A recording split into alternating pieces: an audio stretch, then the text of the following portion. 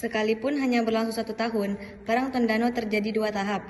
Pada saat datangnya bangsa Barat, orang-orang Spanyol sudah sampai di tanah Minahasa atau Tondano, Sulawesi Utara. Orang-orang Spanyol selain berdagang juga menyebarkan agama Kristen.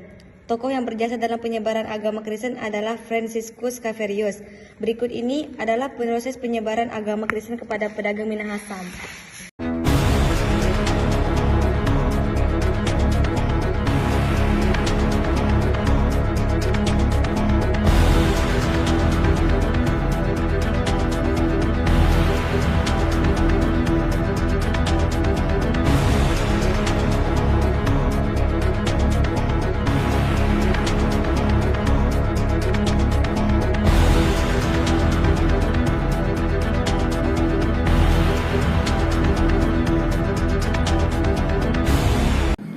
Simon Kos diberi surat dari Batavia untuk mengusir Spanyol dari Minahasa.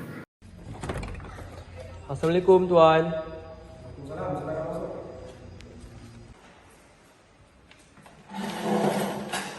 Selamat pagi Tuan Kos. Selamat pagi. Saya di sini membawa surat untuk Tuan Kos. Dari mana surat ini? Dari Batavia, Tuan. Baiklah, berikan surat ini kepada saya. Kalau begitu, kita berlabuh di Selat Lembeh. Berikut ini merupakan proses penyebaran agama Kristen kepada rakyat Minahasa.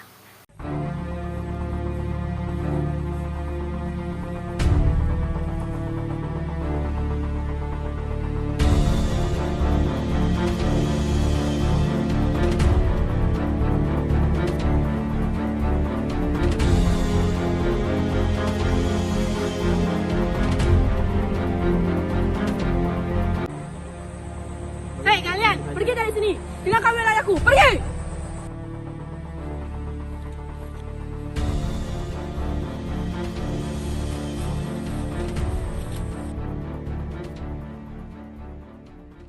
Simon Kos pun berlabuh di Selat Lembeh dan berhasil mengusir Spanyol dari Minahasa.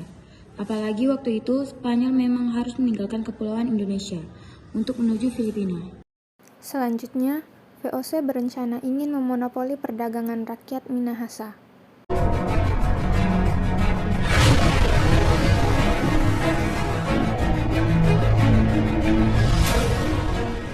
Rakyat Minahasa, kami di sini mewakili VOC akan mengajak kalian bekerjasama dalam perdagangan. Benar. Jika kalian bekerjasama dengan kami, maka kalian akan mendapatkan puluhan persen keuntungan dari kami. Tidak, kami tidak akan menjual hasil panen kami kepada kalian. Jika kami menjual hasil panen kami, kalian akan melakukan monopoli perdagangan. Baik, rakyat Minahasa, janganlah terburu-buru dalam mengambil keputusan. Pikirlah terlebih dahulu.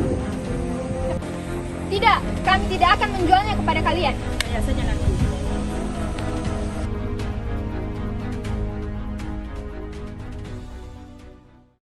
Dengan ancaman tadi? Ya. Bagaimana cara kita menghancurkan mereka? Jangan lebih waspada dan mengatur strategi untuk menghancurkan mereka.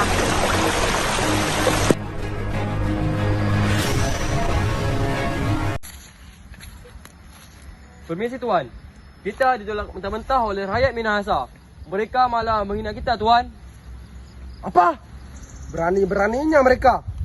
Baiklah, aku akan keluarkan pasukan kita. Aku tidak akan memaafkan mereka. Lakukan sekarang juga. Siap Tuan. Di sini, rakyat Minahasa belum juga menyerah. Mereka memindahkan tempat tinggalnya di Danau Tondano di rumah-rumah apung. Mereka belum menyerah juga.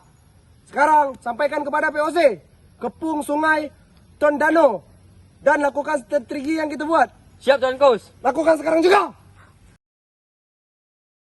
Rakyat Minahasa belum juga menyerah. Permisi Tuan. Kita mendapatkan lagi surat dari VOC. Surat apa lagi itu? Aku sudah muak dengan surat dari mereka. Di surat ini tertera bahawa rakyat Minahasa masih bersikukuh untuk mempertahankan wilayah dan mereka tidak akan berhenti sampai titik daerah penghabisan. Apa? Baiklah, minggu ini akan kutinggalkan tanah ini dengan pindah ke Manado. Perang Tondano II sebenarnya sudah terjadi ketika memasuki abad ke-19, yakni pada masa pemerintahan kolonial Belanda. Perang ini dilatar belakangi oleh kebijakan Gubernur Jenderal Daendels yang mendapatkan mandat untuk mempertahankan Jawa dari serangan Inggris. Kapten, di mana dia? Ya, Tuan Daendels, ada apa? Aku baru mendapatkan mandat untuk mempertahankan Jawa dari serangan Inggris.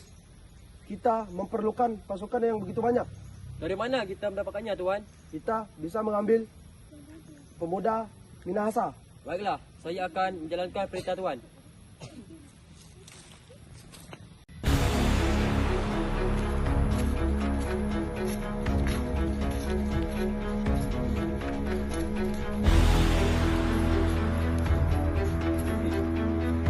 Dengarkan, wahai pribumi, Tuan Daendels membutuhkan 2,000 pasukan untuk direm ke Jawa. Maka itu, Tuan Daendels akan merekrut pemuda-pemudi Minahasa untuk dijadikan pasukan kolonial. Dan kami akan melakukan perlawanan. Tuan Daendels. Ada apa, Kapten? Jangan terburu-buru, duduklah sebentar. Rakyat Minahasa menolak untuk mandat ini dan mereka ingin melakukan perlawanan. Baiklah kalau begitu. Kapten, siapkan pasukan untuk perlawanan. Baiklah, Tuan.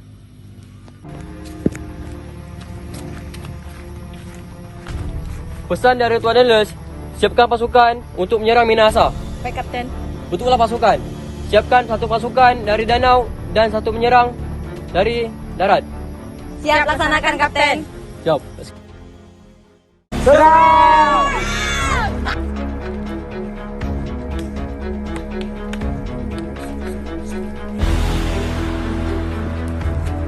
Okey, saya mendapatkan targetnya. Aku tembak.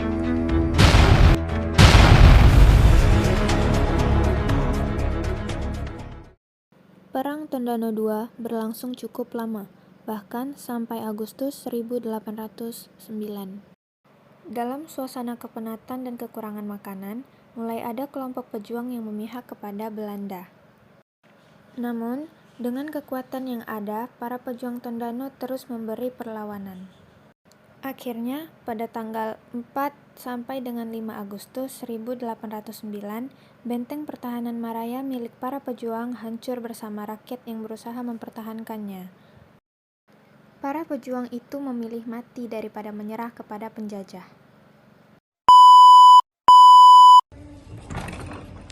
Assalamualaikum. Serius ah.